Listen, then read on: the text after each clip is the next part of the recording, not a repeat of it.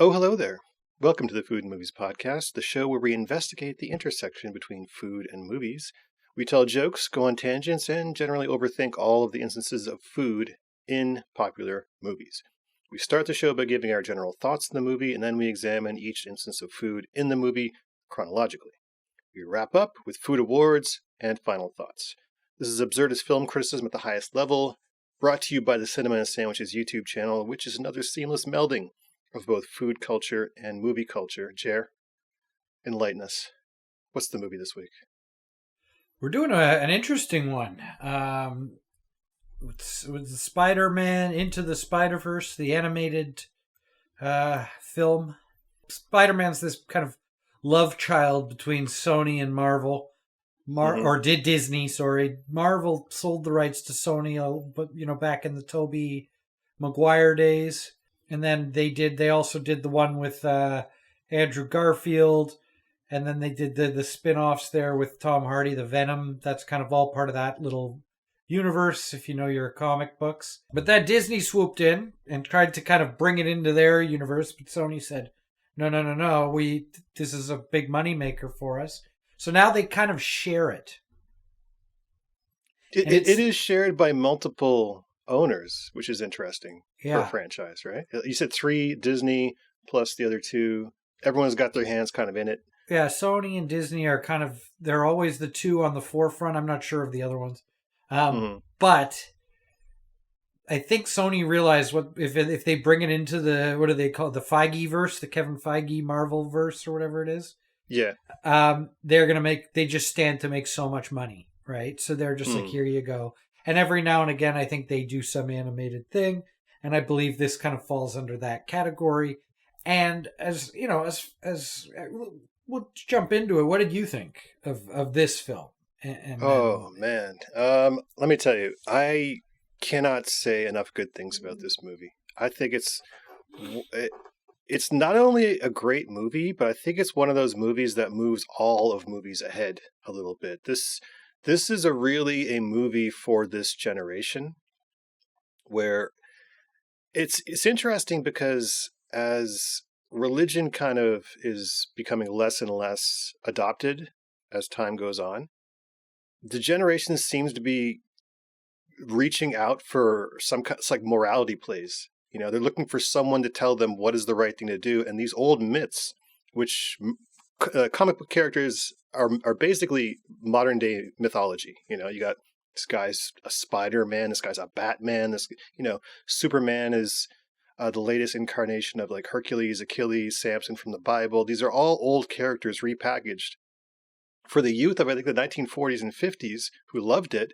And then they grew up and their kids loved it. And now we're making movies out of it, which, as I mentioned in my review or sandwich for Inception, how a dream is the manifestation of the subconscious of an individual.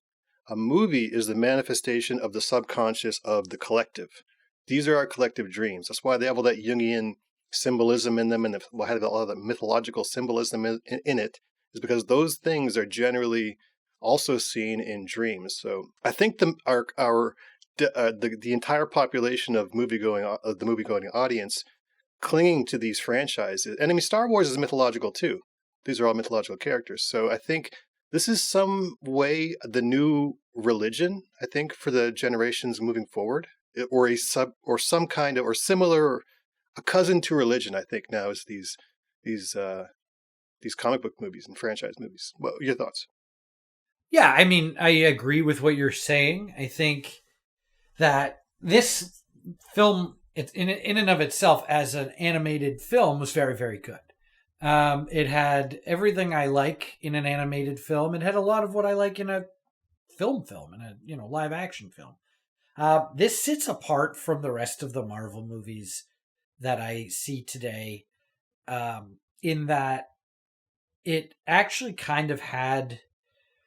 I'm not sure of the word I'm trying to find. Like, I've been trying to think about this all day. Like, what does it have that they don't, that makes me interested in it? And there's no real connection beyond the fact that it is, to your point, it's a mythology. It's talking about a specific time in Marvel history where Spider-Man and a bunch of other characters lived in a multiverse, which they're also doing over there on in the actual Marvel world. Quick note on multiverses. It's very interesting that right now multiverses seem to be taking over movies in general. So there's something about multiverses and different possibilities, which is kind of on the collective unconscious of all of us, I think. Sorry, go ahead, Jeff. Yeah, well, it's that thought of there's another me in another coil of time, another strand of time doing the exact, like there's an evil Jer, or there's a very rich Jer, or there's, an Asian Jer. That'd be cool. Asian Jer would be cool. Asian Jer would be dope. I would hang out with Asian Jer all the time. Hell yeah. But at the end of it, and I think that's kind of it may be mirroring, and I would almost say we should have invited Nasser onto this one. But I was going to say that. Yeah, this must be Nas's most favorite movie of all time. Because I don't know if it's his favorite, but he liked it. I know that. But he knows enough about Marvel. Like I don't have the background on the comic books as much as he would. But this multiverse story happened years ago. Like they wrote it in the comics years ago, I'm sure. And now they're doing it as part of. So it was an Avengers thing where they go into the multiverse, and it was multiverse-tastic. Yeah, it was. But now they're doing it in film. But what's interesting about it is I'm wondering if society is making them go there as part of your theory to this whole, it's kind of these are our new gods. It's sort of like New Religion, basically. Yeah. Or if which is my favorite pair of jeans, by the way. New Religions out there. Anyway, true religion or new religion? Whatever, man. Okay. New Religion, isn't that a song? Or no, Bad Religion. Anyway. Bad Religion. The REM Losing My Religion, by the way. That's a good song. Yeah. I'm not sure if the multiverse comes out of society or society is coming out of the multiverse, if you know what I mean. Like the multiverse was set years ago. They chose to do it, and now as a society we're seeing that and we're following it, or something in society is dictating now is a time for this movie to be relevant. Well, I do have a theory on the whole multiverse taking over movies. I think that might be because the video games are so big now. Okay. And in a video game, you can play a level, whatever, mess up, go back, do it again, two different things. So you can kind of get that in video games, which I think might be shifting over to movies. That's my only theory. I have no idea if it's right or not. But, from a just a purely logistic standpoint, the multiverse makes sense because if they do something stupid, like let's say they go ahead and they kill Iron Man as last day I think they did. I don't, spoiler alert. Sorry. No one knows anymore. This is multiverses, man. All of a sudden they can just multiverse him back into existence and be like, this is Iron Man. This is Asian Iron Man. Yeah. And all of a sudden Ken Jeong is Iron Man, and it's like, hey, Iron Man. And then also what it does is specific to this Spider-Man is if they want, although I know the comic book people are going to chime in and say he was black in the comics, they can make Spider-Man black, or they can make Spider-Man Asian or gay or whatever the heck they want, and just say, oh, this is multiverse Spider-Man, and these are the rules now, buddy. So they can use that to take the story in whichever way they want. Would Gay Spiderman be a top or a bottom? Ooh, I don't know. I think you know. I think we all know. Come on, we know. I think top, because he can web in from above. No, it's a personality thing. Yeah, I don't know. What do you? What do you know? I don't. I gotta go bottom. You think? Well, not me, bottom. I'm not going bottom, but Spider-Man, I think. I was way too defensive about that. Some things we just got to leave a mystery, right, Paul? Oh God, I was just way too defensive about that. Sorry if I offended anyone with my defensiveness, but I'm gonna go ahead and go on the record. Gay Spider-Man is Gay Multiverse bottom. Spider-Man is a bottom. I'm gonna say bottom. Yeah. Okay. He's so timid, and he's like, "Oh shucks," you know what I mean? He's like, "I think that dude's a bottom, man." But he's very acrobatic. Bottoms can be 300-pound wrestlers. It's True. just about the personality, you know? Yeah, I mean, like if I'm going by like basic tropes, then Thor is a top, and gay Thor is a top, and Gay Thor is yeah. Make Gay sure you say Spiderman's a bottom. Yeah. If from the Gay Multiverse, I go back and forth on Superman, like because he does have a split personality. Like Clark Kent, 100% bottom. Superman definitely a top. So where does he go? What does he do? Yeah, I don't know if two straight guys can really get into and analyze the Gay Multiverse. I don't know enough about the Gay Multiverse to really dive. We can enter our own Gay Multiverse and talk about it right now. Can't we just enter? I can make guesses. I can put a filter on and we can enter the Gay Multiverse right now and discuss it if you'd like. All right, here we go. Ladies and gentlemen, we are entering the Gay Multiverse now. Jer, your thoughts. Superman, top or bottom? Gay Jer, you're gay right now. Superman? It's a tough one because he. You know what? There are dudes who swing both ways. I've heard about these guys. Well, yeah, they're actual. Yeah, there's a name for it. There's a name for it. I think they're called versatile. He's versatile. Yeah, versatile. Yeah, he's versatile. Okay. He's totally versatile. Right. But Batman, total top.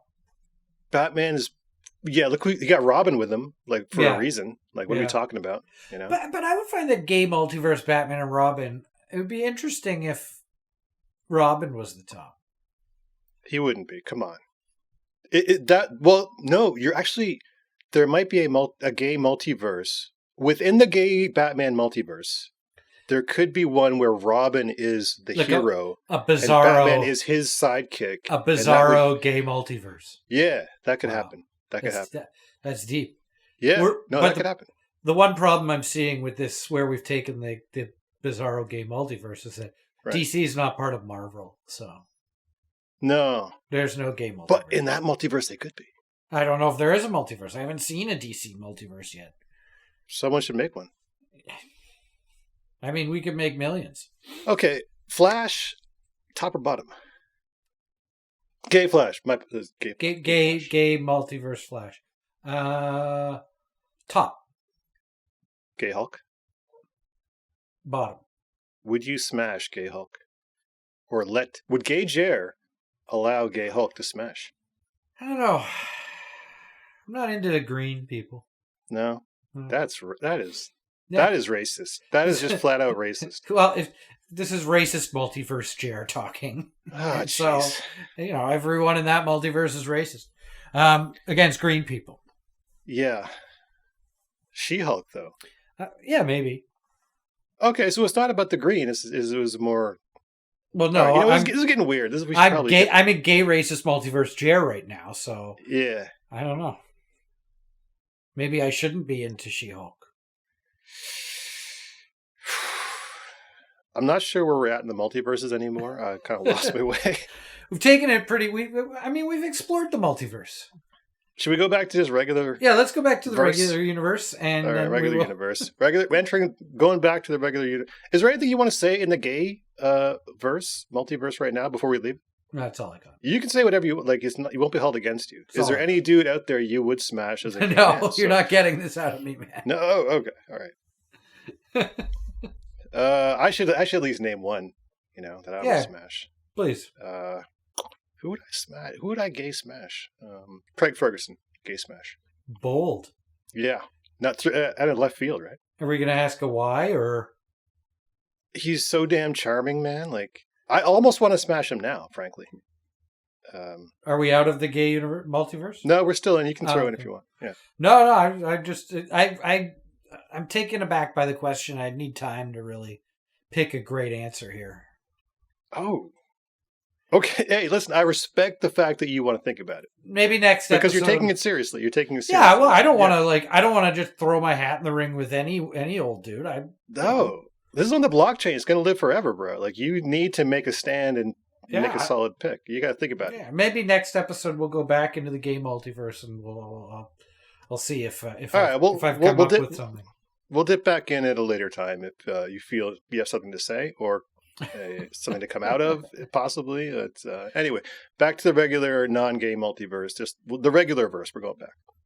There we go. I forget what we were talking about. It got real gay there for a while, and then we came back. Yeah. So we were talking about multiverse. Yeah, Multiverse. Okay,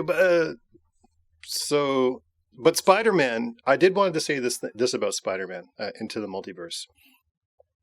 Phil Lord and Chris Miller, geniuses, by the way. If you look at their track record and what they've done, these dudes have never missed, and they came up with the Spiderverse.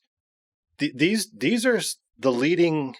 These guys are leading Hollywood right now as far as quality movies go. They are something else. And the way they got done dirty on the Han Solo movie never sat right with me, because they left the project. Yeah.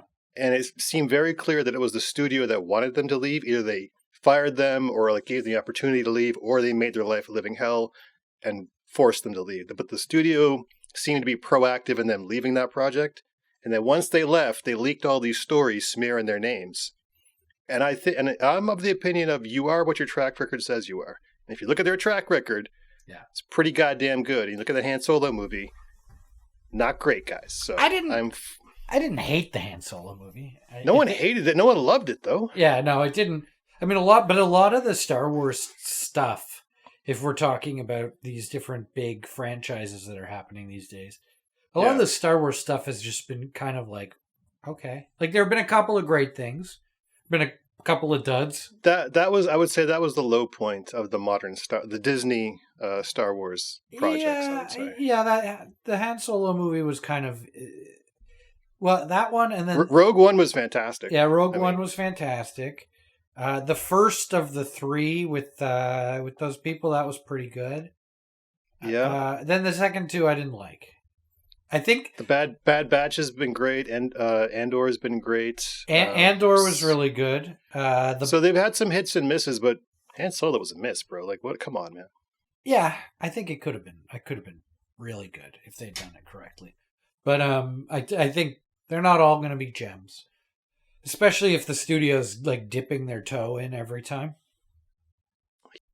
Yeah, that seemed to work on Rogue One. They actually brought a different dude in, so it did seem to work, which may have given them a false sense of confidence in replacing these guys. So, but Spiderverse, man, like we're ad guys, and like advertising is run on ideas. We're idea people, and there were so many ideas. Just I think the idea per minute jammed into this movie of so many things, just things, little ideas here and there, little jokes, little background things. You know, messing with the media, messing with the form, the insert, everything. And also, I wanted to say, I think this owes a spiritual debt to one of our favorite movies, Rocky IV. Actually, no, you didn't like Rocky IV. I don't like Rocky IV. Sorry. One of the Rocky IV, which we have no appreciation for. I kind of like it. But like Rocky IV was like 80% music video montage. Montage. Yeah. This movie heavily music montage too. A lot of it was music montage. Yeah, so. I noticed that right up front. That it had a good soundtrack. Had a lot of some Biggie Smalls in there. A couple of good tracks in there. So I think the music definitely carried it through, and I think that was part of. They built that right off the bat into Miles, the main character. You know, we open on him listening to music. So great song too. Yeah, I think that plays a definite part, and I think you're right. It definitely was the thread throughout the whole story, but a very subtle one. It came up a couple times, but it wasn't like a Baz Luhrmann movie where the music is like huge, like it's a big part of it. Man, that Elvis movie he put out, that was literally the whole movie was a montage. Yeah, it was just complete montage editing. There was very few set pieces or anything like that. But yeah, which is kind of what I'm saying. We should do that movie. No, I was just. Oh. No, I have no idea. I forget if there's food in there or not, but go ahead. Probably. Elvis ate a lot. But there are a lot of like. This movie is not that, because there are a lot of movies these days which are just like a series of montage-esque vignettes that just keep going and going. Like Babylon was that to me, and I was like, this is long. Yeah, that's becoming a bit of a style. Yeah, and I think it's because as a society, our attention spans are not there anymore.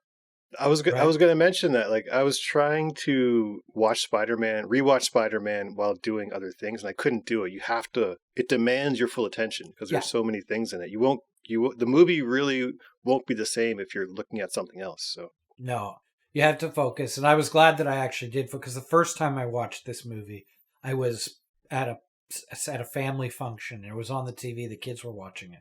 So I usually at any family function, I just park myself on at a couch in front of a TV and have like a beer, and then the kids will watch whatever, and I just so I don't have to like interact with too many people.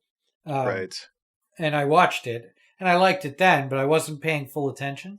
This time, because we were going through and picking out the food scenes as best we could, it that having that singular focus on it got me into the story a lot more. yeah, yeah. So, dude, yeah, just man, it was good. It was so good, and a real movie of this time of short attention spans. Yeah, Um, Stanley Kubrick once said that everything in a movie should be interesting. Everything. The music, the editing, the acting, the costumes, literally the plot. And Spider-Man really is that. Everything about this movie is interesting. yeah. Just all the way through. I think it was very just not. I don't know much about animation style. The animation style seemed great, um, but it also had just like the composition of things Yeah. was very beautiful. Yep. And even when things were kind of all psychedelic, it was done in a way that it makes me want to go back and watch it, maybe a little stoned or something, Oh. to get that kind of visual, uh, that visual effect of it. Maybe not so much be leaning into the story, but the visual storytelling they did without getting the script, like the scene where that big thing that connects them to the Kingpin's big, I don't know what the hell they call these things, but Yeah. Kingpin's big thing that's opening up the portals to the different Spiderverses. When that thing goes off in the Yeah. climax scene, that whole thing Yep. is just like, it's Kubrick-esque. It reminded me of 2001, when it Hmm. all goes kind of sideways in 2001, and you're seeing that whole montage of psychedelic fun, or Interstellar, when they go into the black hole and that happens. Like, the movie takes a turn there visually, and the story continues and yada yada yada, but the visual sequence is unbelievable. Yeah. It really is. I mean, I, we mentioned this before about how things in advertising creatively are done by teams of two people, a creative director and an art director. Sorry, no, an art director Copywriter. and a copywriter. Sorry. Yeah. And it seems to be an extremely effective way of just working creatively, is having two people, a writer and an art director. This movie felt like it was put together by two people. It's actually directed by three guys, Yeah. which I completely understand, because if you got three guys working very well all together, it makes sense they would come up with a movie this dense and with so full of ideas and so layered. I Yeah. think I'm not sure one person could have really done something like this on their own. I don't think one person would be equipped to do that.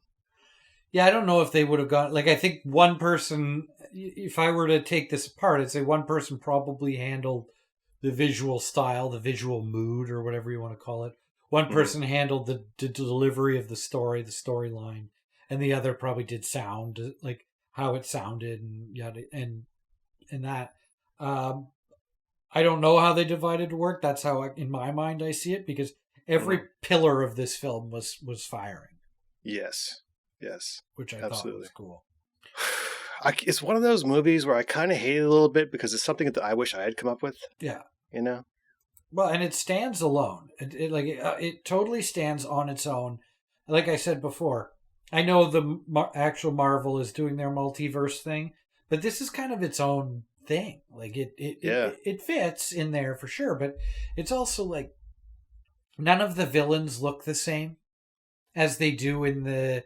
And I think that was a deliberate choice. Like, Kingpin is more reminiscent of the comic books, where he's this hulking mass of dude, as Kingpin was opposed awesome. Yeah, He's as ugh. opposed to the TV shows where it's Vincent D'Onofrio, who does an awesome job with it in his own right, because Vincent D'Onofrio does an awesome job with everything.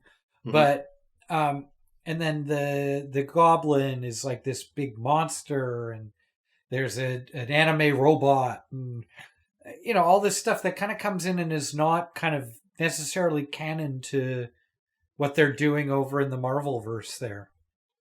So Yeah, I don't know. I found that fun. I found that refreshing because, to be honest with you, I'm getting a little bit like tired of the other one.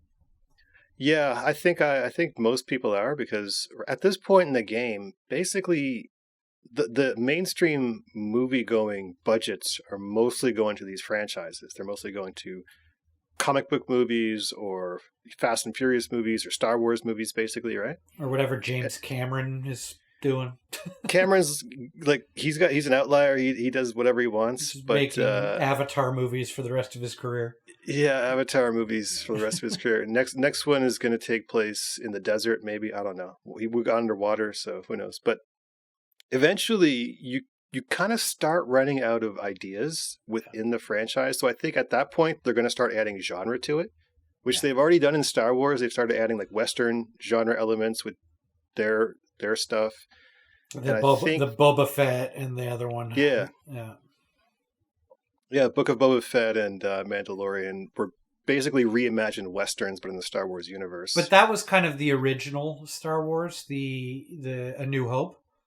Hmm. That was kind of what inspired it, like samurai films and Yeah, yeah, cowboy. yeah. So it was kind of like a space cowboy genre but it trailed away from there. Like, believe me, the Star Wars evolved to so many different things, but that first one, that's kind of why I dig the Jon Favreau Boba Fett-y things, Hmm. because they are kind of closer to that first one. They live in a small world, and Andor as well lives in a much smaller macroscopic world than a lot of the other Star Wars stuff. Kind of got blown out to the universe, It whereas did. it's like, I want to know what's going on one planet. I want to know Yeah, the politics of this one planet and how the underground crime rings work, and you know are there unions, what's going on. That's kind of interesting to me, as opposed to a over my head galactic battle that I just, all right, great. yeah. No, I completely agree. Which is what's the great thing about having a, I guess, Star Wars universe or a movie with a universe and even a multiverse is that you can do things within that now. It becomes expansive enough and there's enough of a palette there where you can dive in basically wherever you want. You Yeah. can do genre stuff over here. They did a heist movie with Rogue One combined with like a military raid. It Yeah. was like so they did that with Rogue One. And you can do anything now. It's just branded in the Star Wars universe. Yeah. So yeah, I'm not sure how I feel about that. Knives Out, by the way, Glass Onion. Looking forward to more of those. That's their own universe. That's the universe I'm Yeah. looking forward to getting into. But Yeah. For sure. I'm hoping they do more. I like the characters within that. I love how he's basically created a niche for himself. It's like we're gonna do these Agatha Christie style mysteries, and you can do them forever now. The cast can interchange. You don't need Daniel Craig really. You No, just need the style to continue. and So they can do they can keep it up to date with what's going on in society. Like the Glass Onion was definitely very current to certain members of society, whereas the previous Knives Out one was a little bit more of an introduction to what they're doing. So it was a yeah, little bit more old school in the classic whodunit. But now you can bring in characters that are social media gurus or influencers or what have you. And I thought that was interesting too. yeah, So and also they can go back in time if they want to. They can go to yeah, World War II. They can go, Victorian England. Make it a Knives Out movie. I'll watch it, man. If they it's could that have style. an ancestor of Craig's character. Yeah. Yeah, they could play Uh, with. Animation too. You can dive into. I just love this world building. But Yeah, and it seems but like yo, we got to build our own world, man. We already got the gay universe that we just created. We got to build our own kind of like worlds. the, the gay bizarro multiverse. Yeah, Yeah, yeah. I mean we could do a lot. We could make a lot of money with that. I think so. Yeah. I think so. Should we get into the food? Yeah, let's get in the food. Well, why don't you go ahead and start it off? Because it looks like the first one was. I would, yeah. but I closed the windows. So okay, no problem. Can you start it off, and then I'll pick it up in a second? Sure, no problem. So we start the movie off with a montage recapping the many lives of Spider-Man, and the first instance of food is the recap intro scene with Mary Jane, and they are drinking fancy champagne, and there are bread rolls on the table. What are your thoughts about the scene and the food in the scene, as it applies to the movie in general? I think what's funny about this scene is they do this scene 3 or 4 times throughout the movie. Like I'm Spider-Man, and I'm the only Spider-Man, and blah, blah, blah, blah, blah. This is the first one, and it's kind of it's what we know of the Sony Spiderverse, right, with Tobey. And so they tell that Tobey story, and they borrow, him pulling the train or him holding the thing or this, that, and the other. They borrow that. And so it brings us into this movie in a very comfortable, Spider-Man's, the white guy. We know his story. Everything's normal. He's the only Spider-Man. I'm very happy. Oh, Mary Jane's here. And they're out for dinner. Oh, I remember that scene when they were out for dinner celebrating the thing, and it all goes to heck. So that sets up the story very nicely, and then they do it again, and then they do it again, and every time it's a little different, and every time it changes, and then they do it at the end, and it's now Miles' story. So yeah. I found it to be interesting. I mean, the food, the bread rolls, if you want to overthink it, there are bread rolls much later in the film as well. I don't know if they're bookending with bread rolls here, but carbohydrates, big theme, by the way. There's also a bagel later on. Yeah, a lot of carbs in this movie. But which I think you would need as a Spider-Man. Like, you're burning so much energy, calories. You have to have a carbohydrate-based diet, I assume. Yeah, I wonder what... that man's doing acrobatics. He's flipping all over the place. He's shooting stuff at... Like, he needs a lot of calories. You can only get that with carbohydrates. But what's his metabolism like? He's jacked, man. Come on. But does he have... Do the spider powers give him an enhanced metabolism where he doesn't need as much food? Or does it overactivate his metabolism where he needs like a ton of food? Well, every dude I know with a high metabolism, they eat forever, man. They just pack it away. They can't get full. And it doesn't do anything. Yeah. But also they need that food. Like, their body's burning it. They just have to eat it. Huh. Yeah. Annoying people, though. I grew up with one of those guys, and I got fat and he didn't, even though we ate the same stuff. Yeah, very annoying. I used to have one when I was like in my 20s. Yeah. As soon as I took an office job and just started like sitting all day, it died. You know why? Your body realized, oh, this guy got an office job. Yeah, and it just shut the metabolism down. Yeah, we don't. He's not going to need this anymore. Not going to need that. Shut that right down. Yeah. Yeah. That sucks. That's life. Yeah. Minute 2, Spider-Man is recalling the things that bore his name promotionally in the past. Yeah. One was a cereal. One was a so-so popsicle, which looked pretty gross. Yeah, it was a very sad popsicle. When you were a kid or nowadays, were you allowed cereal like that, like promotional sugary cereal? It was. My parents were immigrants. They had no idea what the food over here was like. They saw cereal on TV. They saw everyone eating cereal. Sure, kids. Yeah, this is what they eat over here. Eat some cereal. I still, to this day, I don't eat it anymore. Like, as a grown man, I'm not supposed to have that much sugar. But when the wife and I go visit my mom, because she winters down in Florida, because she's at that age. Shout out to, what's her name? Penny. Shout out to Penny. Yeah. We go down, we always make a point of, like, each of us picks out as sugary cereal we can. And that's our breakfast for that trip. It's like a little... What do you eat? What are your cereals? So I'm big into Cinnamon Toast Crunch. Oh, you filthy animal. Yeah, I'm big into that one. Whoa. And then also the Reese's Puffs. Oh, you are an animal. Yeah, those are my You are a my filthy go-to. animal. And if those are not around, and I'm in the Yeah. US specifically because they don't make them in Canada, Yeah. Apple Jacks. Sick. Yeah. I thought you were going Captain Crunch. It cuts up the top of your mouth.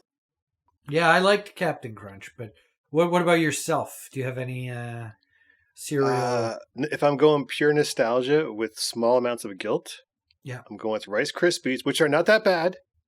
They're fine, but that's a cop out. you slice up some bananas in there, and it is phenomenal. You just made that healthier. I know. I'm much better than you, but this is what I'm trying to communicate now. This is an attack on you personally. Yeah, I mean, like, what's going on here? I thought you were with me. No, I'm not. I'm not at all. And my other cereal is like the Honey Nut Crunch, which is, I think, a variation of cornflakes, which it's one of those cereals where they try to get you to think that it's healthy by putting like granola around the photo of it and stuff, and the stalks of wheat in the background and stuff. Yeah. But it actually is horrible. It's got tons of sugar in it. So you're actually better than me because you stare the sugar in the face and you say, "Come at me." I'm like, "Oh, I'm trying to trick myself." You know what I mean? Yeah. Yeah. So there, I think you won that one.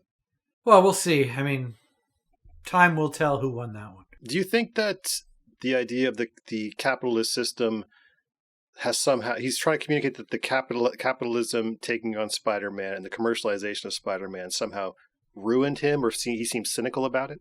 I think if it would apply better to the other one, the Spider-Man who is ruined, like fat. Right. I call him Fat Spider-Man. Fat Spider-Man. Yeah, because he comes through.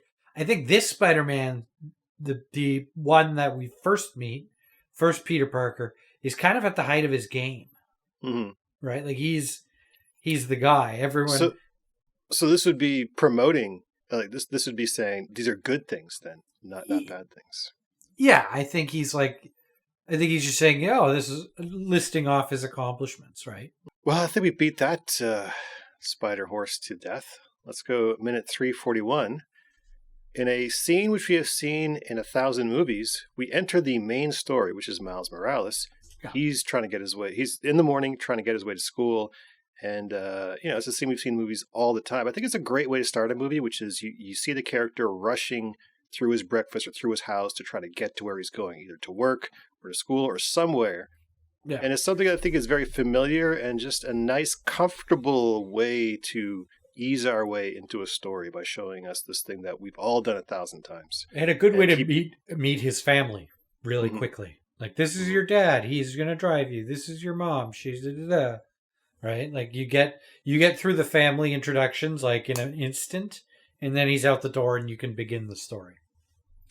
By the way, if film and TV was any indication of real life, every single breakfast basically that we've watched throughout the 80s and 90s, someone was rushing and couldn't finish they had to get to where they were going. Like, life was so busy in these fictional worlds that it was like, just take a swig of orange juice, toast in the mouth, newspaper under the arm, and I'm out the door. You know what I mean? I got to go. That's why Pop-Tarts were invented. I feel like this was a ploy in film to sell quick breakfast, big breakfast ploy here, to sell things like Pop-Tarts, as opposed to, I guess the bacon and egg lobby was kind of on its last legs. Within that time frame, things like Pop-Tarts came to be, and that was the grab it and get out the door breakfast, right? Interesting. That could be very well, because I would love to see a movie where people just kind of ease out of bed. Oh, what's going on? All right, let's make some eggs. Make a little bit of toast. You want some coffee? Yeah, some coffee. Just like a nice, relaxed breakfast. A full-on eggs Benedict. Like you watch them poach the eggs. Yeah. He got up early. There's no rush. You know what I mean? So it's like, let me grab a nice, relaxed breakfast here, guys. Someone should start doing that, I think. Otherwise, we're just going to eat Pop-Tarts and get fat for the rest of our lives. I think we need to change the trajectory of Big Breakfast. I don't know what that meant. Who is Big Breakfast, by the way? Is it the food companies? Is it? I don't know. Is it just the Pop-Tart companies? No. You're right. There is Big Breakfast because cereal and it's sugar-based, right? I think there's sugar-based Big Breakfast, and then there's the Egg Farmers, Big Egg, And then the pork farmers, Big Bacon. Yeah. But big breakfast is like sugar cereals, grain, Yeah. probably the gluten lobbies in there. Right. And it's not a healthy place. Yeah, a lot of dastardly stuff. Big Breakfast actually does have a terrible history. Apparently, cornflakes were designed by someone who was trying to create a cereal that would prevent young children from self-massaging, basically. Oh, That's actually true. Someone can look that from like, feeding the geese. yeah, that Okay. was the intention. Okay. And that just How did they think that was going to work? well, this is back before anyone was really. This is back before the internet. You know what I'm saying? This was like 1920 or something like that. Okay. And also, there's a famous experiment where someone, I forget his name, but he did experiments where we would add sawdust to cereal to see at how much sawdust you could possibly add without any people noticing it.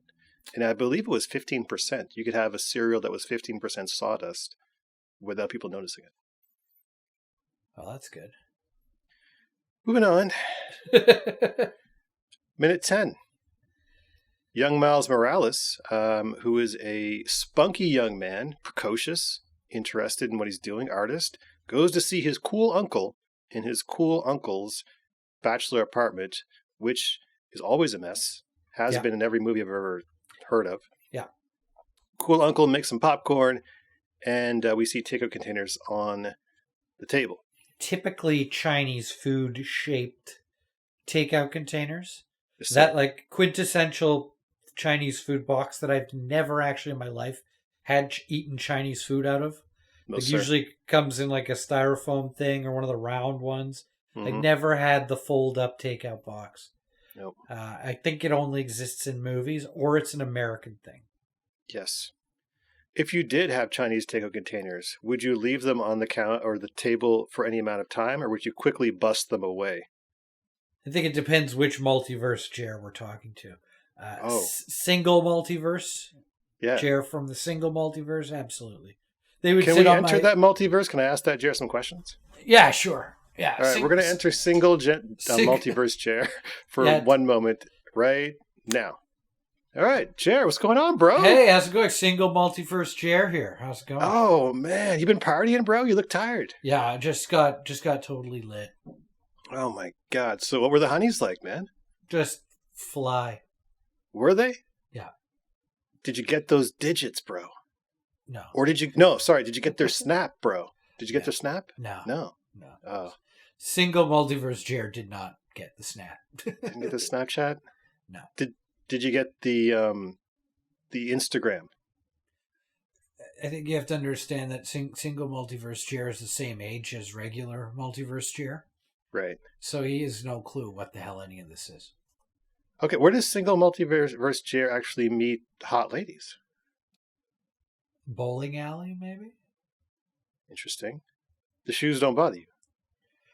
No, I bowl barefoot. I think we should go back because I'm now scared of single multiverse Jer. That's a weird proclivity of. I don't know where that came from, but I'm a little weirded out by it. So I don't know. It didn't really work for me. Okay, all right. We're going back to the regular multiverse, ladies and gentlemen. Okay, moving on. Oh, this actually pertains to you. Minute 37.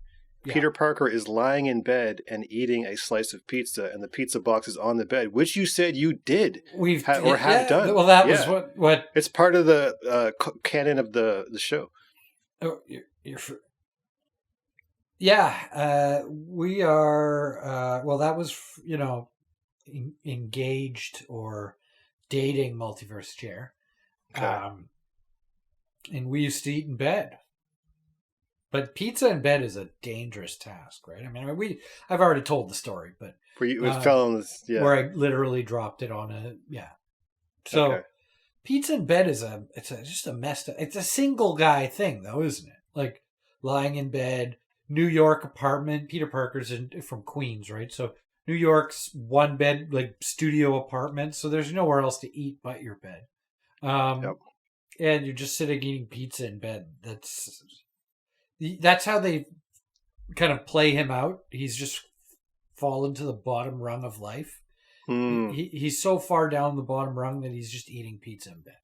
Yeah, that really does is a demarcation of the low level because, like, one if in any other situation where you're doing pretty well in life, you would eat at a table.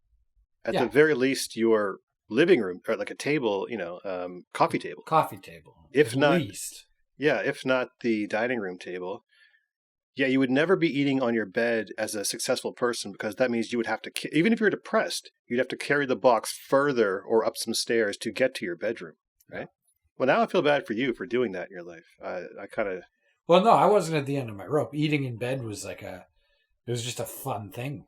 Oh, just a self-indulgent thing at that point. Yeah. Like, look at me, world. Yeah, there's two ways to look at it, right? There's one way if I'm doing it alone and I'm sweating. Wait, have you eaten in bed with other people? Eaten pizza with other people? Yeah, I was with my now wife at the time. You were. Oh, I didn't even get that. We were eating together in bed. That's a different story. Oh, sorry about that. Yeah, single guy eating in bed alone, grease on article of clothing, maybe the crumbs alone are a crime against humanity. There's a lack of showering in there somewhere. That's what this is. Okay. Guy with girlfriend or wife who, they like to be in bed and eat food in bed together. That's cool. That's fine. That's cool, actually. That's a baller lifestyle. Yeah. There's a difference between the two. And huge difference. One is you're doing it. You're not alone in your endeavor, and you probably showered recently. No, that's a completely different side of the coin than the other one, which is much worse. Eating in bed is how good it is, or how despicable it is actually directly correlated to how recently you showered.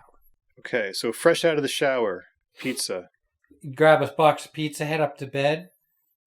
I think you're okay. I think you're okay too, actually. I would say yes. If you're careful. The only thing that beats that is those surgeons who take a break from surgery and then eat a pizza. Because they're like sterile. They're in their scrubs and everything. Yeah. That's a whole thing. You got to scrub in again. I actually delivered a pizza to a guy in the middle of surgery at the hospital here in Halifax back in the day. He was in this long surgery and they were taking a break and delivered a pizza to him. Got hungry.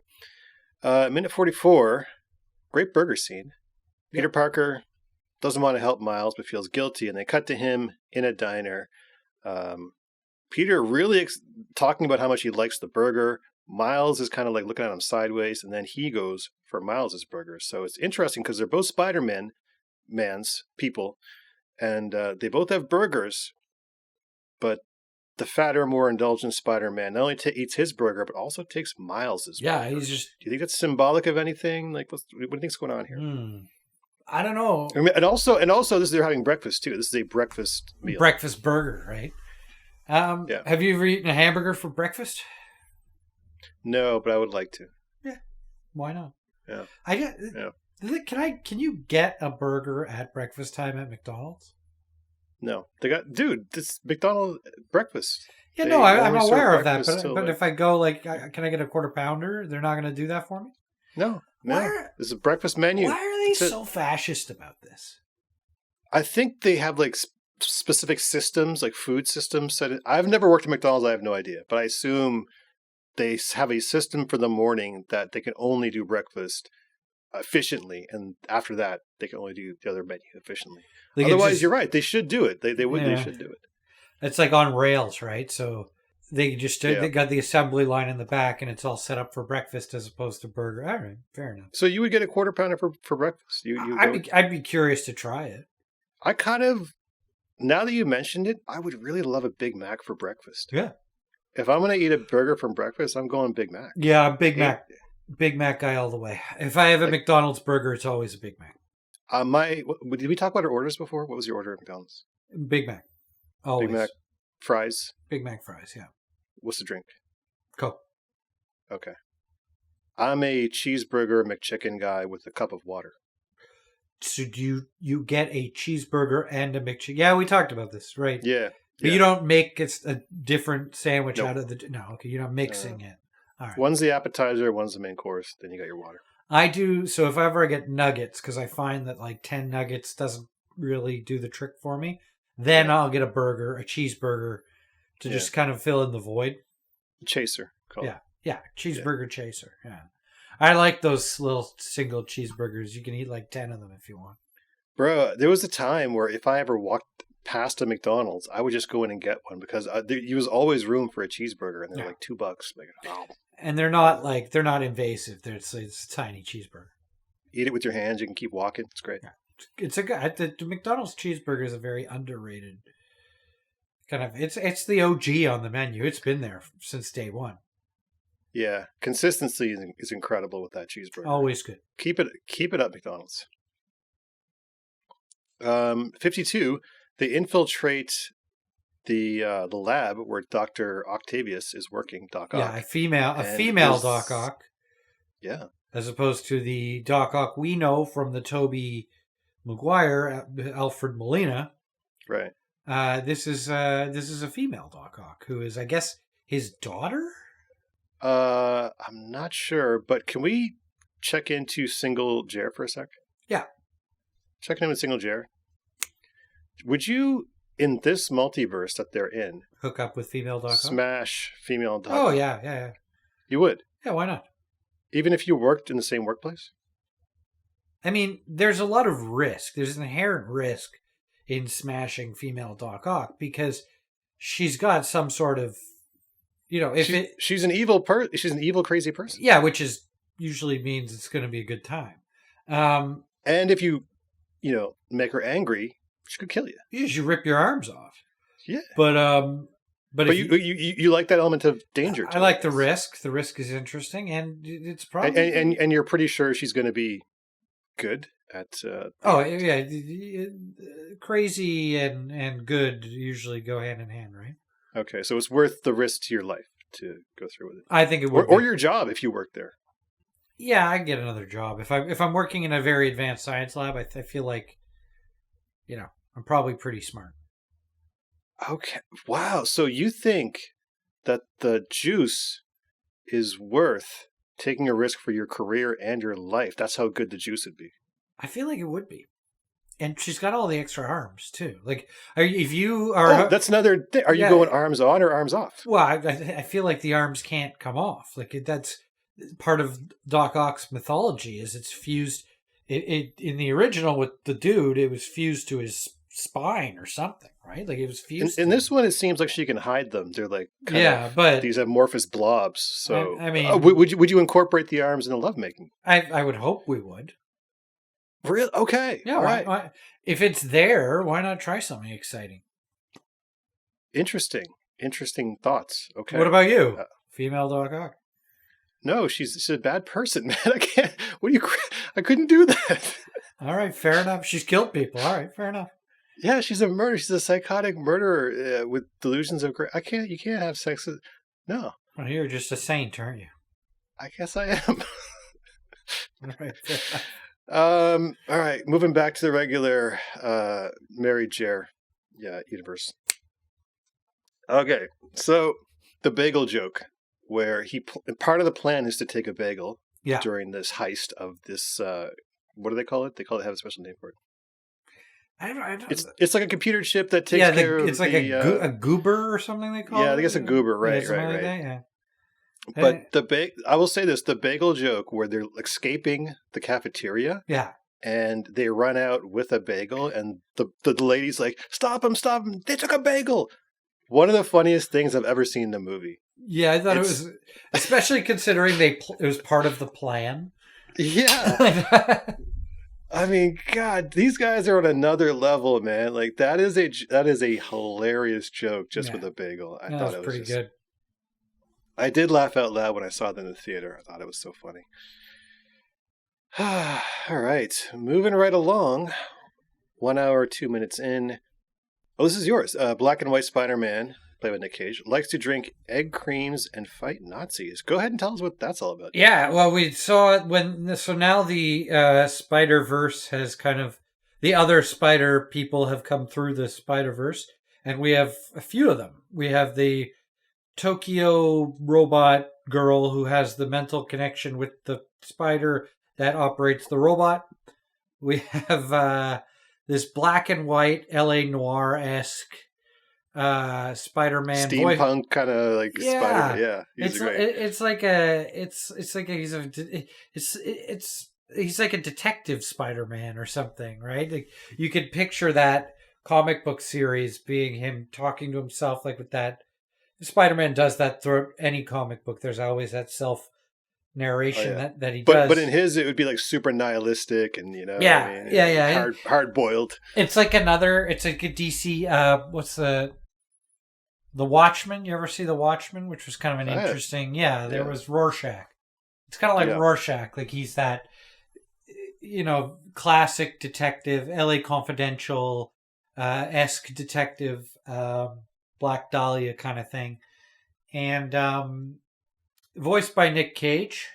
And he says something. He says that he likes to drink what does he call it? An egg cream. Egg creams. Yeah, egg creams. Ironically, has no eggs in it. It's just, from what I understand, it's a drink with milk. You take some carbonated water. So I guess like just soda water, which sounds really disgusting. And then you put in some flavored syrup. So I would guess like a chocolate syrup. So I think if I have time, I'm going to try and make this and I'll report back and tell you guys what it sounds. We don't have a recipe for today because basically a lot of these things we've already either done or are not interesting to make recipes for. So at least we're providing you with a recipe to how to make your own egg creams. But I'm going to try it out and see, because it's supposed to be, we were talking last time, I believe, or 2 episodes ago, about floats, root beer floats, Coke floats. Yep. And you're not a fan. Nope. But this is like a different way at it, a different way to make a float, apparently, from the 1950s or 40s or whatever, 20s, I have no idea. That is supposed to be similar to that. So I'll give it a try. If I can find chocolate syrup in time. So there is a tentative recipe, maybe. Well, the recipe is as I've told you, but maybe I'll report back and tell you how it goes. I haven't tasted it yet. Straight Jer playing real coy with the recipe this week. We enjoy it though, so we'll see. Yeah. So 1 hour 26 minutes in, great scene, phenomenal scene, where Mary Jane wants more bread at table 12. They're all wearing bow ties, which apparently makes everyone think that they are waiters in this universe, just like Clark Kent's glasses fool everyone into thinking he's Superman. I believe the bow ties have the same power of hypnosis. Right. And he is trying to express his regrets over their relationship and apologize to her. But it's all expressed in him saying, "I'm sorry, I don't have the bread," and this and that. Like, it's a great kind of misconnection multiverse scene based around bread. Yeah. Would you like to expand on that? I mean, not much, other than this also bookends the bread in the beginning, because it's also with Mary Jane. So I don't know if that's an intentional bookending, but I found it interesting. It's a bit of a pivotal moment for this washed up Spider-Man. Like, his story is this is his moment right here. Yeah. This is it. This is his His story is interesting because he doesn't care about being Spider-Man anymore. He's the antithesis to the Peter Parker we saw in the beginning, who got killed. But he doesn't want to be Spider-Man anymore. He's kind of at the end of his rope. He's lost his wife, Mary Jane. He's put on weight. He wears sweatpants as Spider-Man, which I thought was kind of fun. But this is the Spider-Man from a dark timeline. Yeah, basically. This is like Given Up Spider-Man from the Given Up Multiverse. Tough one. Interesting, but this moment kind of, I think, is when he decides that he wants his old life back. So it's a scene of redemption around bread. I think it starts with the bread. He's been down this entire time. It's been very expressed through his character that he's very low Yeah. and feels defeated. And you feel this is a pivotal moment where he changes his life and he thinks, you know what? I'm going to put all this behind me and I'm going to build myself back up again from here. It's a redemption bread roll. Redemption bread roll, courageous carbohydrates, a lot of things. Minute 143, and you wrote this. You just said hot dog stand. Do you have anything to say about hot dog stand? I love hot dog stands. I love hot dogs. Hot dogs are one of my favorite foods. Favorite? You're saying favorite here? Yeah, one of my top 5 favorite things to eat in the world is a hot dog. Wow, I didn't see that coming. Always been a fan. Mm-hmm. Yeah, Toronto. Well, let's go, baby. Where's the best hot dogs? Is it hot dogs in Chicago, like they say? What are we talking about? All right. So here's my beef. Here we go, baby. Here's my anger. I've been waiting for this. Toronto banned hot dog stands. They used to be ubiquitous. You'd see them on every corner. There was a hot dog stand. Great drunk food at night. They're always open. They had Shopsy's dogs. They were all good. And I lived in Asia prior to the ban. And I would think about them nonstop. You couldn't get a good hot dog where I lived in Asia. The only place you could get a serviceable hot dog was Costco. Costco hot dogs are fantasc. I love them. We all love absolutely. Yeah. Big fan of Costco hot dogs. Please sponsor us, Costco, by the way. Yeah, or don't. I'll shout out your hot dogs for free all day, every day. But Toronto banned them. But when I was in Asia, I would think about when I come back, the first thing I would do would go and get one because I loved them so much. And there were some that were better than others. So there was one at Bloor and Avenue Road in front of the church. There's a church there, and I've been to that hot dog stand, and you're right, they are very good. He was doing good ones. Yeah. Finch Subway Station. Mm-hmm. There was a guy that did hot dogs. He also had good sausage, if that's your cup of tea. Now there's only a couple left, and I don't know what their permitting situation is. There's one down on King Street near Roy Thompson Hall. There are a couple down in that area around the Sky Dome when the Jays come on, they are allowed to set up then. So you can still get it, but it's very... And sometimes there's a guy in Yorkville who will set up, and he's pretty good too. But, I mean, you kind of take what you can get these days. So I'm calling it out now because there's a hot dog vendor, and then in the very next food scene, the pig... Spider Ham. Peter Porker Spider Ham is running and eating a hot dog, which I thought was funny. And just, another instance of food, the last instance of food in the movie. So yeah, what are your thoughts? By the way, sorry, before we move on, Spider Ham eating a hot dog, very symbolic of multiverses. He's a pig, and he's eating a hot dog, which probably has pig in it. And he's eating that, so it's pig inside of, you know what I mean? Multiverse? Could be eating a beef hot dog. Most hot dogs are beef, right? Are they? I thought they were just everything. No, the ones you get, the Shopsy's ones or the Nathan's, they're all beef hot dogs. Yeah. Because especially the New York ones, because they have to be kosher. Oh, okay. Sorry. All right. Well, no symbolism there then, but it's interesting. That would be cannibalism. Yeah. That would be cannibalism. Yeah. Right. It's interesting, the hot dog stand. Apparently, you have to apply for licenses in New York, and the Central Park hot dog, there's a specific one in Central Park, which I think is over $1 million for that license. Yeah. It's like a lot of money. It's a great license. But I'm wondering what that guy pulls a year in hot dogs. Must be more than 100,000 at least. So yeah. All right, that was all the food in Spider-Man Into the Spiderverse. One of the best movies I've seen in the last decade. Very, very well regarded by both of us.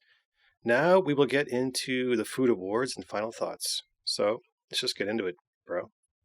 Best use of food in the movie? I like the redemption bread.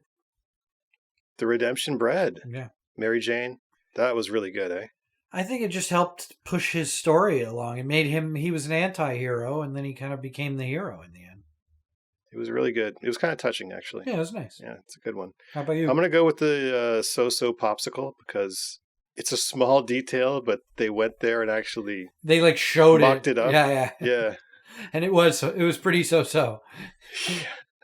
I remember those popsicles when I was a kid, and the photo on the side of the popsicle van never looked like there was a ghost one. Yeah. And you're like, oh, I'll get the ghost popsicle. Yeah, that's gonna take it out. It looks nothing like it. Yeah. It looks like somebody stepped on it. Yeah.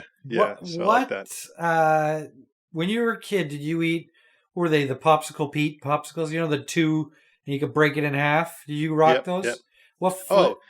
Those, by the way, great. Whoever the UX designer was on those, yeah, that guy should be in the Hall of Fame of UX design. I don't being know. able to snap it in half like that. And I don't then know suck about it on that. it. I saw a lot of kids. Like mess up that snap in half. Like you got to do it on the table, man. Yeah, you do it on the table, but then sometimes it just breaks in half, and then you've just got like chunks of popsicle with no stick, and it's like a nightmare to eat. Okay. I don't know. They never. I would say it's like cracking an egg, right? Mm-hmm. Mm-hmm.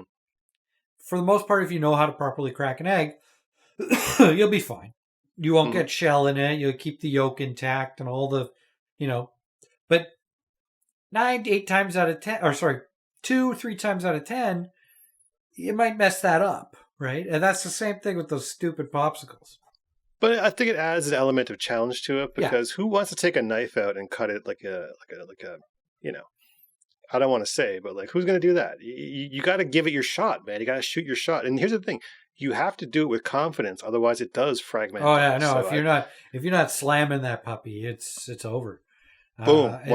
Bam. And then you collect the points and you get the prize sent to you in the mail. You got to send like 40 popsicle sticks to somebody. But that's the other part of it, though. It's the beginning UX. Bam, that's delightful, and then you get the little surprise in the popsicle stick. That's also a great part of the experience. So I think as a UX experience is really good. What flavor were you partial to in that sphere there? Those popsicle Pete guys. Oh, orange. Yeah, bold. Yeah, the best, right? If I could, so orange was like kind of the go-to, like the quintessential. I was not a grape guy. No, I wasn't either. I like the red one was always kind of welcome. That was good. Banana or lime. If you could get banana or lime, those ones were good. Then they also had the 3-color one, the white, which was good. But orange was kind of the one, right? Like orange was the one, yeah. Yeah, it always hit. Always slaps, as the kids say today. Yeah. So, who in this movie would you most like to have dinner with? Who in this movie? It's not Doc Ock. It's not going to be Doc Ock. Well, no, because I don't think we'd be eating much. Okay. Hello. Single Jer just made a visit, everyone. Yeah, non-married Jer said that. Not married Jer. I'm able to jump multiverses without announcing it. I like how you look behind you there for a sec. if you're not on YouTube, you just look behind him. Yeah. That's where she'd come in. That's what. There's a door behind you too. Oh, God. Okay. Man, who would I have dinner with? I liked the 1920s black and white Spider-Man. I found that funny. Oh, that's a good one. Yeah. Yeah. That would be a good Spider-Man to have dinner with. It's a good Spider-Man. Shoot. Now what do I do? Oh, God, that was a good one. Damn it. Did I take that from you? Yeah, you did. You know what? I wasn't even thinking about it, so you're fine. Oh, but okay. I think I would go with blonde Spider-Man. Like the girl? No, the guy who... Oh, the original Peter Parker. All right. The one who was like living his best life before he died. Got snatched out of his Spider-Verse into this Spider-Verse and he got killed. I'm glad you're not taking an underage teenage girl Spider-Man. Oh, no, I would not. Absolutely not. No. Going there. Is there a multiverse in which we can get you to go? No. Whoa. No. Oh my God. I will not, sir. I will not. We're not going into multiverse. I will not enter that multiverse. No, sir, I will not. I swear, I was in the multiverse. I swear. Your Honor, my client was in the multiverse. I mean, What are we talking about here? He's using The judge is like, case dismissed. Boom. He's using the multiverse defense. The multiverse defense. Yeah. Oh, that's dark stuff. Oh, That is dark. yeah. No. Yeah, I'm going with blonde, very, very grown up, and in his prime, Peter Parker Spider-Man. In his prime, Peter Parker. I want to talk to prime Peter Parker just because I feel like I can absorb some of his prime Peter Parker energy. Yeah. And learn something and kind of make myself better being around him. It's always good talking to somebody at the top of their game, right? Oh, it's good. Well, that's why I'm doing a new podcast for our 3.5 listeners out there. I am doing a new podcast doing exactly that, but that's here. You're just teasing it? You want to give us a little more? No, not right now. Okay. I'd prefer to keep these multiverses separate. The podcast multiverse. All right, well, keep an eye out for Paul's new podcast. It's going to be coming shortly.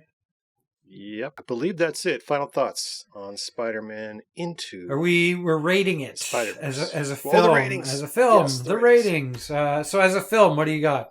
5 out of 5. What were we calling those dinner rolls? Redemption rolls? Courageous carbohydrates. Yeah. Sorry? Courageous carbohydrates? 5 out of 5 courageous carbohydrate dinner rolls. As a movie, gonna have to go with 1 out of 5 Chinese takeout boxes as a food movie. Sorry, Spider. Impossible to find Chinese takeout boxes. Yeah. All right, as a film, I'm gonna give it a 4 out of 5. Gay Multiverse Spider-Man. And as as a movie, you said? As a movie, that's a 4. Okay. As a food movie, I'm going to agree with you as a 1. I'm not going to say that. We'll get demonetized. We already are after this episode, dude. Come on, what are we talking about? 1 Wild Night with female Dr. Octopus. Yeah. As a food movie. Yeah, I don't want to go there either, man. Like, we're not getting demonetized. We didn't swear. No, I know. Well, I think I may have let one go, but all right. Final thoughts, if you have any. I mean, yeah, no. I think this was a good film. I'm surprised we got as much food out of it as we did. I thought it was going to be pretty barren, but hey, shout out to us for tangents and riffing. Yeah, I mean, Spider-Man. We got through it. We invented multiverses. We did a lot on this. Well, we explored multiverses. Mm-hmm. Of our own psyche. Yeah. We dove into the multiverse that is our collective hive mind. Hell yeah, we did. And sometimes not our collective hive mind when I said things that offended you. But no, those are part of me too. Those are we are our hive mind, so I got to take responsibility for half of those. All right, great. I led you down that road. Yeah, we went down some dark roads. We came back. Yeah. We visited some interesting multiverses. Okay, so those are your final thoughts? Yeah, how about you? Final thoughts, great movie. I think it is it is like Inception, one of those movies that is carrying the medium forward into its next iteration, to the next level of where it's going. I think it's a modern movie. It's a movie of the internet age. And it's a movie for the TikTok generation, and it's a movie for those with no religion. Who are growing up in this very kind of uncertain world. Yeah, that's what my thoughts on the Spiderverse, pretty much. And our next episode, Jer is going to dip back into the Gay Multiverse to see who he would be taking on a date. No promises. No promises. It takes a lot. It takes a lot for me to jump multiverses, but no promises. Well, we'll put some peer pressure on him and just, or we won't actually. No, we'll just leave you do your thing. leave me to my multiverses. Did we want to? Did we have a movie we wanted to do, or did we want to just propose one, or what? If you have one in mind, we can. We were thinking about doing the menu. Yeah, I was about to say we should probably do that. Okay, so next episode we will be doing we will be breaking down the food in the menu, which is the movie which has come out. It's got the food world buzzing. A lot of great looking guys in it, so Gay Multiverse Jer might find his match. Oh, I can't wait personally. The suspense, that's what we call in the business an open loop. Yeah. So just left it open. Cliffhanger right there. Wide open. This has been the Food Movies Podcast, ladies and gentlemen. You have a good week.